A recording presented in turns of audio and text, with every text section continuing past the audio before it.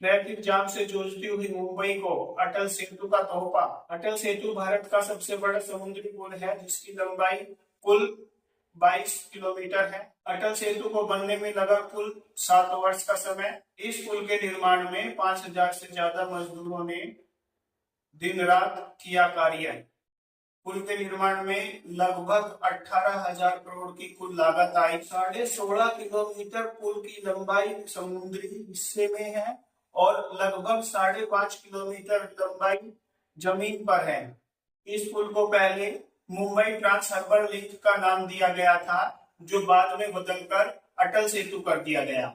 1,77,900 metric ton steel का कुल इस्तेमाल हुआ इस पुल को बनाने में। एफिल टावर से 17 गुना ज्यादा स्टील का इस्तेमाल। कोलकाता के हावड़ा ब्रिज से 4 गुना ज्यादा स्टील का इस्तेमाल हुआ अटल सेतु को बनाने में। 5,04,250 मीट्रिक सीमेंट का इस्तेमाल हुआ अटल सेतु को बनाने में। भूकंप, समुद्र से उठने वाली तेज लहरों और समुद्री हवाओं के दबाव को झेलने में सक्षम अटल सेतु। समुद्र तल से 15 मीटर ऊंचाई पर किया गया अटल सेतु का निर्माण। इंजीनियर्स और मजदूरों को 47 मीटर गहराई में समुद्र में करनी पड़ी खुदाई।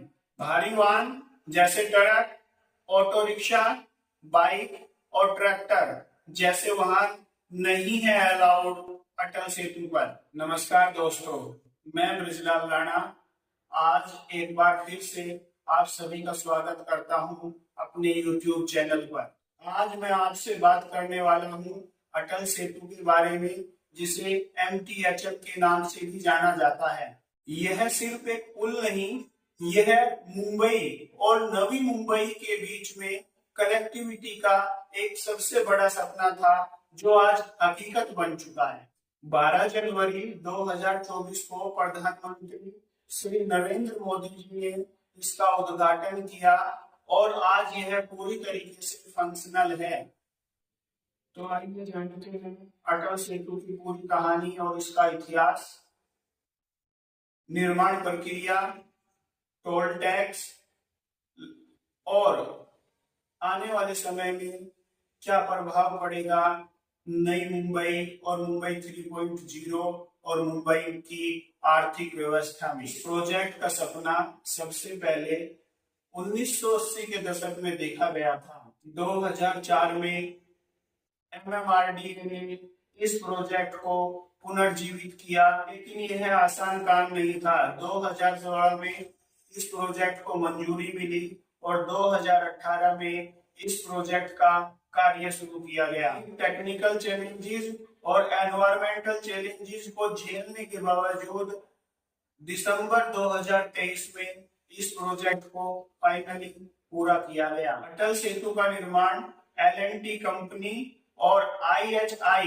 कॉरपोरेशन जापान के द्वारा कंप्लीट किया गया और जिसकी लगभग लागत 18,000 करोड़ की आई। यह फ्लाईओवर 6 लेन एक्सप्रेसवे है, जिसमें 3 लाइन आने के लिए और 3 लाइन जाने के लिए है, जिसकी कुल लंबाई 22 किलोमीटर की है। यह पुल भूकंप रोधी टेक्नोलॉजी से तैयार किया गया है। अटल सेतु पर टैक्स पहले थोड़ा ज्यादा था, जो कार चालक को एक तरफ के लिए पहले 250 रुपए देने पड़ते थे, अब वह घटाकर 200 रुपए कर दिया गया है। दोनों तरफ की यात्रा के लिए जहां 375 रुपए देने पड़ते थे, वह अब घटाकर 300 रुपए कर दिया गया है। डेली पास जहां 625 रुपए का था पहले, अब वह 500 रुपए का कर दिया है। और मंथली पास जहां पहले 12,500 रुपए देने पड़ते थे, अब वहां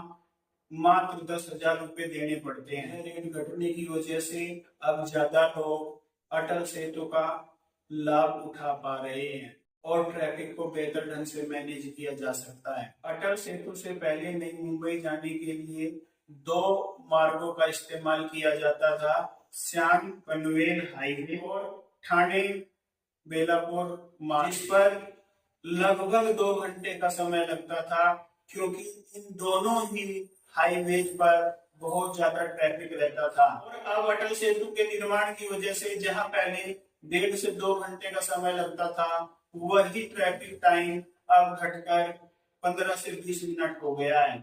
यह अटल सेतु मात्र यात्रियों के लिए नहीं, यह रियल एस्टेट सेक्टर के लिए, नई मुंबई इंटरनेशनल एयरपोर्ट के लिए और JNPT पोर्ट के लिए भी बहुत ही ज्यादा लाभदायक सिद्ध हुआ है।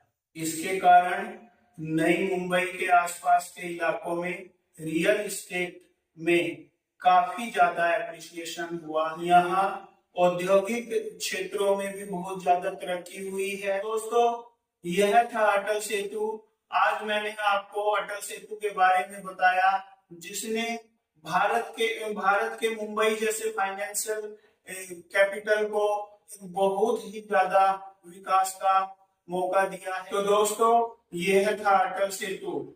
यह मात्र एक ऐसा प्रोजेक्ट नहीं जिसने सिर्फ कनेक्टिविटी को बढ़ावा दिया हो, इसने मुंबई और नई मुंबई के विकास में भी महत्वपूर्ण योगदान दिया है। तो दोस्तों, यह थी मेरी एक और नई वीडियो अटल सेतु के ऊपर।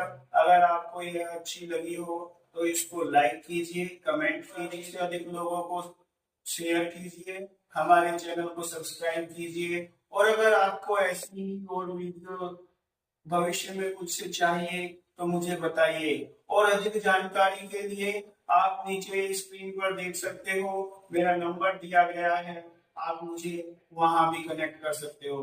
तो दोस्तों, आपका बहुत बहुत धन्यवाद।